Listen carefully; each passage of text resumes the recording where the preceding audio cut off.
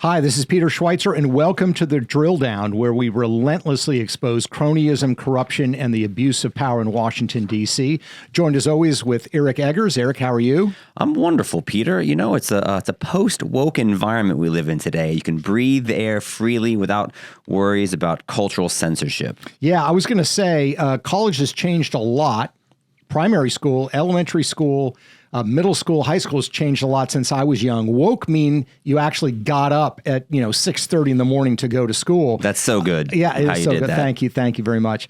And we face these challenges today because that is the biggest problem that we have in education, and that is the fact that we have this wokeness, critical race theory, et cetera, and that's what we're going to be talking about today. You know, it's funny. I was actually at a party with my pediatrician, and she mentioned the fact that she's concerned. She's like terrified of sending her child to school because what happens if your child who has maybe conservative values in their home comes up and enters a classroom with a teacher who doesn't have that? Like, what sort of punishment, persecution type issues will they encounter? And that's at the elementary school level. Imagine what's happening in middle and high school and even college now. Well, rather than just the two of us riffing on this, we have a very special guest today, Kenny Xu. He's the president of Color Us United. He is an advocate for a race-blind society. Imagine that.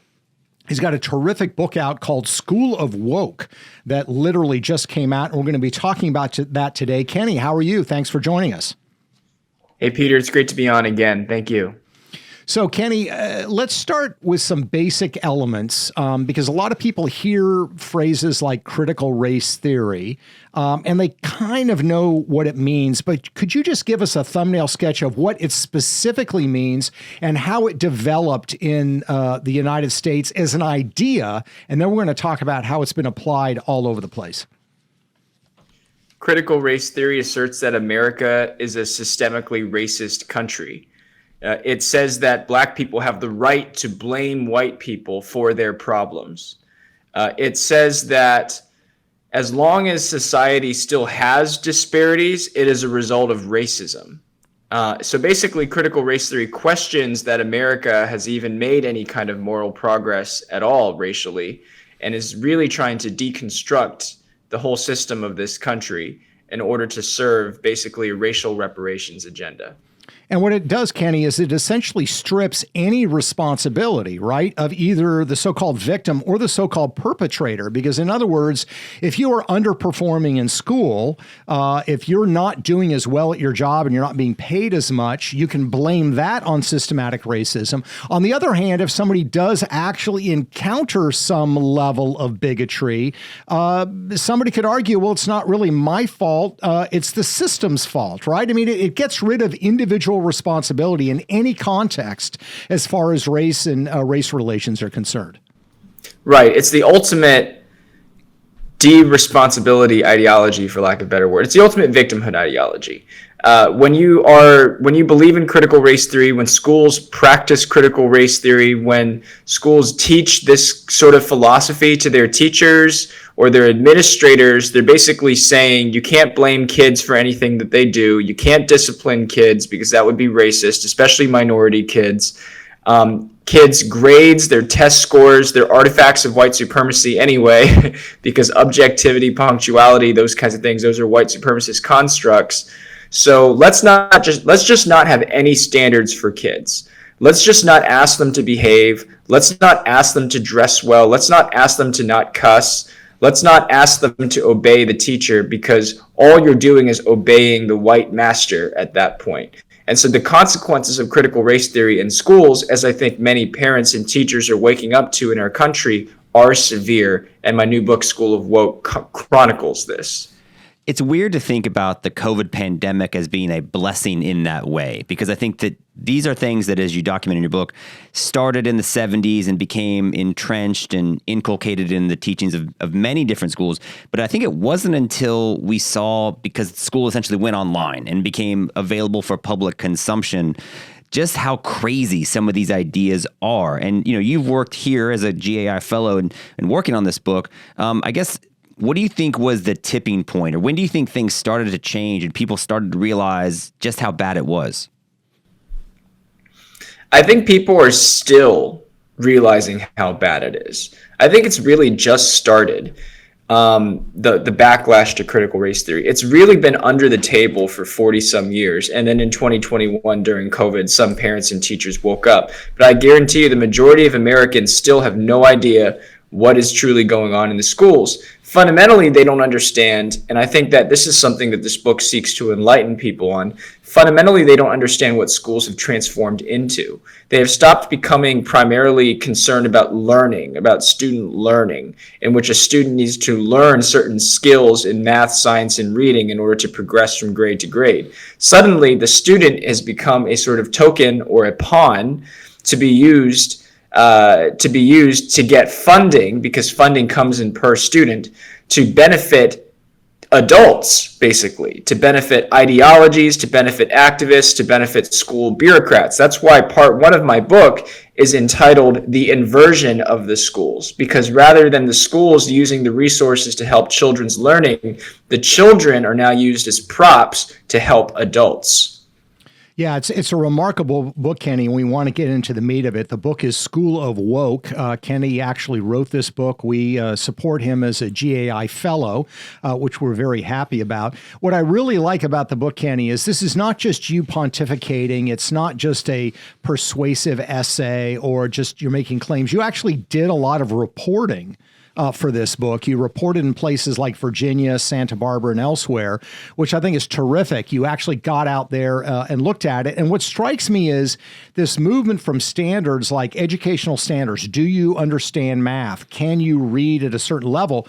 Those are measurable, right? You can measure those.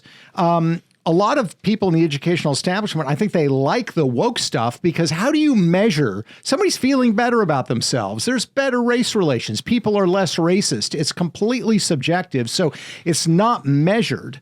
Tell us about what you found when you went to Santa Barbara, California, and some of the craziness going on there. Yeah, Peter, we're two birds of a feather here because I'm not just theorizing on this. This is real reportage. When I went to Santa Barbara, California, I found that, for example, Latino kids whose parents are illegal immigrants, if you check a box that says born in Mexico in California, Santa Barbara schools will automatically put you into an ESL class, which is a racial stereotype, basically. But basically, in this class, you're not learning English. You're learning 90% Spanish, 10% English. And then they say they're going to phase in the English later. But by the time they phase any English in, you're already way, way behind your English-speaking classmates in learning the language. And you're going to be destined to be behind them for the rest of your life. And you know what that does? That creates resentment in these kids. And that's exactly what the progressive left wants. They want resentment along the lines of race. Critical race theory says that the best way to exploit America's divisions is not through class, as it was in Europe, because for some reason Americans have lower class consciousness than in Europe, but through race, because America has a greater history of racism and slavery. And so critical race theorists tried to divide people along the lines of race. And one of the most effective ways that they do that is through the education system by splitting people along racial categories to learn different things and to learn victimhood narratives about themselves. So related to that, I think one of the things you get into in your book will be a massive surprise for the readers. What is the Diversity Consulting Industrial Complex, and how big is it? The Diversity Consulting Industrial Complex is a network that abuses the school system's funds to profit themselves and their ideological agendas. One of the ways that you should understand schools these days, it has become a great networking outfit for activists to sort of inbreed within themselves. One of the ways that I show this is in Loudoun County public schools, for example, which a lot of people are familiar with, but people don't really know the full story. How it all started was the NAACP, which has become a woke nonprofit. Don't get me wrong, guys. This is a woke nonprofit. Sued Loudoun County for systemic racism, quote unquote. And instead of this being adjudicated by a real court, the lawsuit was actually settled out of court by who? Ralph Northam, Virginia Governor Ralph Northam, who was a Democrat and was accused at the time of wearing blackface, which he did. He wore blackface. I remember that. Oops. And so he was trying his best to look as woke as possible, right? His incentive was to cater to the woke crowd as much as possible. So in this settlement that he settled between Loudoun County and the NAACP, he got Loudoun County to give the NAACP hundreds and hundreds of thousands of dollars to bring in diversity equity consultants and audits into the school system to do what? To further accuse the school district of racism. Right. You guys need to hire us. And they could put everything in. Yeah. And I'm telling you guys, thank God Glenn Youngkin won that election. Because if he did not win that governor's election and Terry McAuliffe won instead, Loudoun County would have become nothing more than a shell of the woke nonprofit activist game. Well, and I think you make a good point here, Kenny, a very important point that people don't always realize. This isn't just ideological. There is a massive ideological component to the woke movement, but there's also a financial one, right? I mean, there's a lot of money to be made as these school districts are, taking tax revenue rather than putting it into the classroom, maybe raising the salaries of teachers. They're using it on these consulting firms. They're hiring administrators who are making really good money pushing these memes. So I love how you describe it as the industrial complex that it is, because there's a big financial component to it as well. I seem to recall even that, is it Merrick Garland's son-in-law actually has one of these consulting firms. Am I right about that? Yeah, right. Just to go even deeper into the belly of the beast, Merrick Garland has a son-in-law. He has a daughter, Rebecca Garland, married a guy named Alexander Tanner, who founded this company called Panorama Education. Panorama Education is a student surveying platform that asks kids, 9-year-olds, 8-year-olds, questions like, are you transgender? Have you ever brought a gun into the school? Have you ever been bullied on behalf of your race? And basically ask these traumatizing questions to these students, take out their time, and it facilitates the results of these surveys, which are, answered by angsty 9-year-old kids, are going to give the woke nonprofits the fire to say, well, there is a racism crisis in these schools. You have to hire me for X amount of money. That's insane.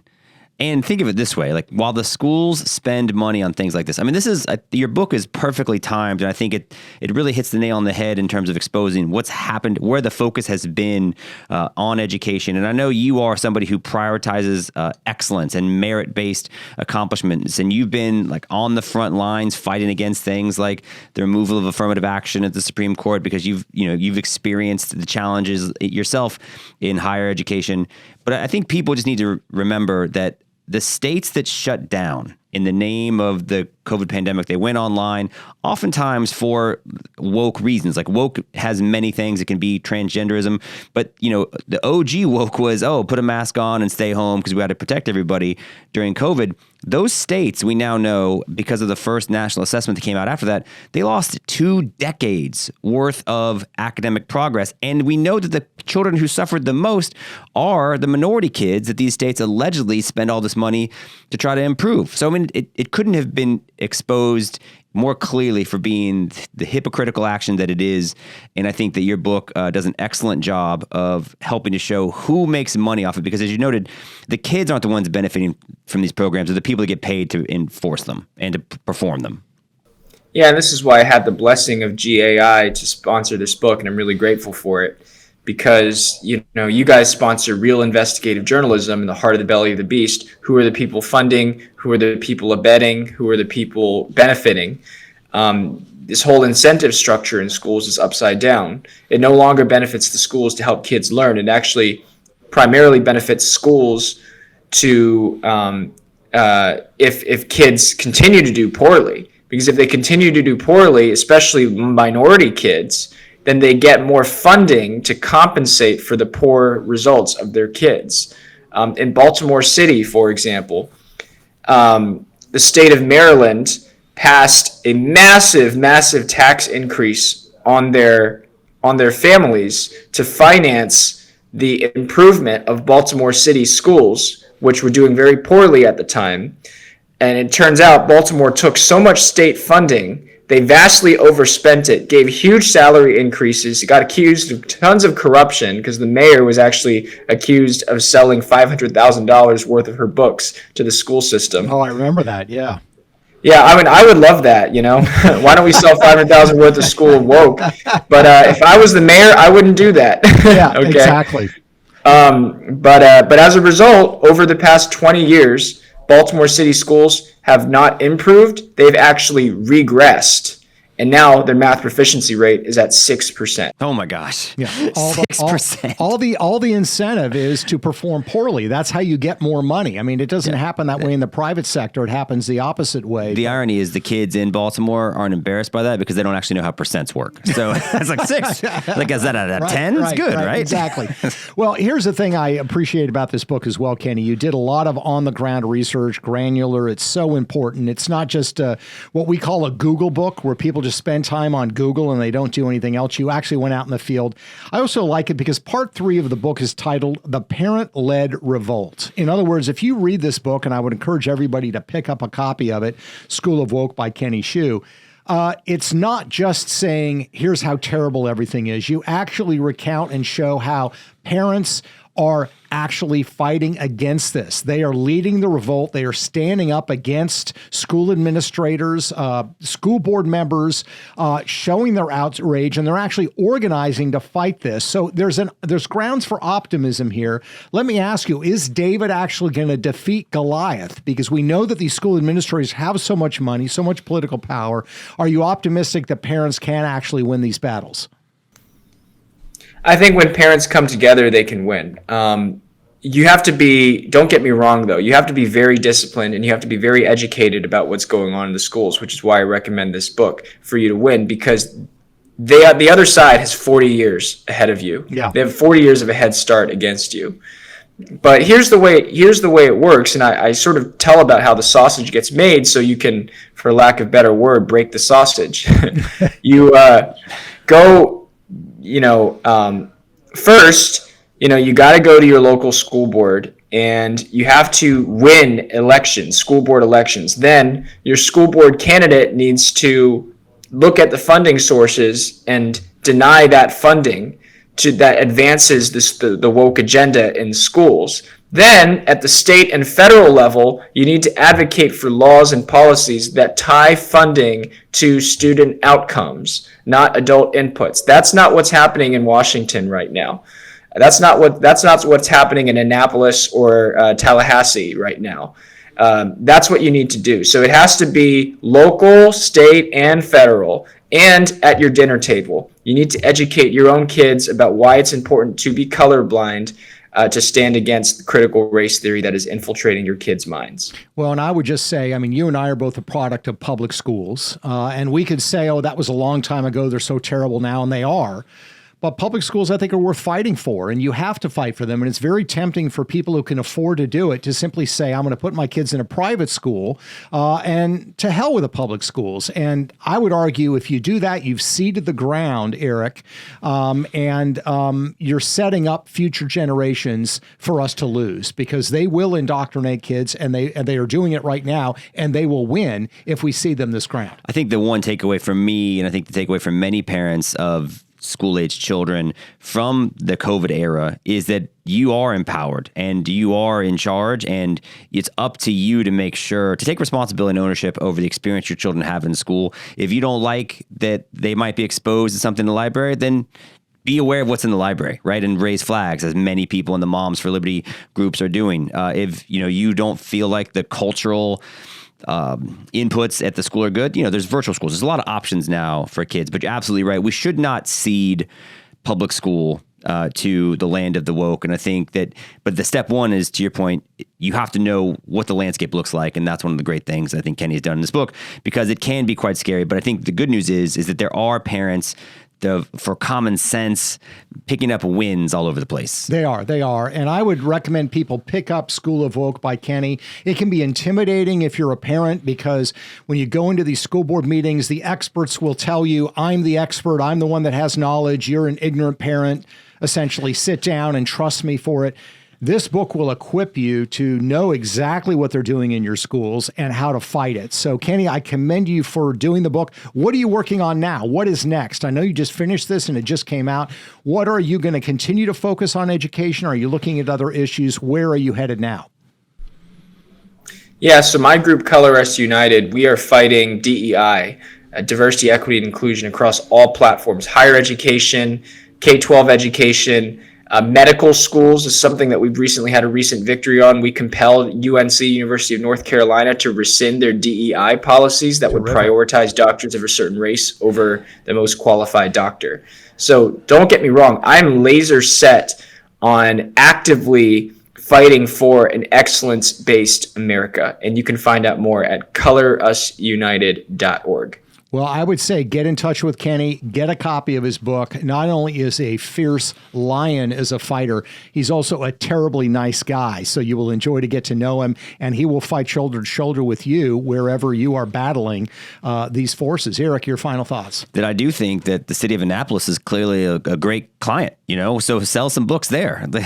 Let's sell some books to the school system in that way. No, I think I do think this is maybe the most important issue facing the country today, more than anything else. We talk a lot about Hunter Biden and federal government corruption, but actually I gave a speech not too long ago, and they said, how do you get people at the local level to register to vote and to engage? And because I think so many people are disaffected, and I think the point to make is that Hunter Biden's story matters, but it's not going to impact the way your kid grows up. It's not going to impact who they're going to become as an adult. The school they go to will shape that, right? The local government and the culture and the way that the values they see every day in the school system, and for parents to seed that ground, as they have done for such a long time, I think is one of the reasons why we are in the shape we are in the country today. So I'm glad that people like Kenny are doing things to help empower and equip parents to start taking back control over their own families, because that's really what it comes down to. Well, we've been talking to Kenny Hsu, the author of School of Woke, which I highly recommend. He is the head of an organization called Color Us United, which is fighting for a race-blind society in the United States, so important. And we're also very thankful that he's been a GAI fellow as he has written this book. We thank you all for listening. Please reach out to Kenny if you are fighting this battle, and you can find our podcasts at thedrilldown.com or wherever great podcasts are located. Thanks again for joining us. Until next time.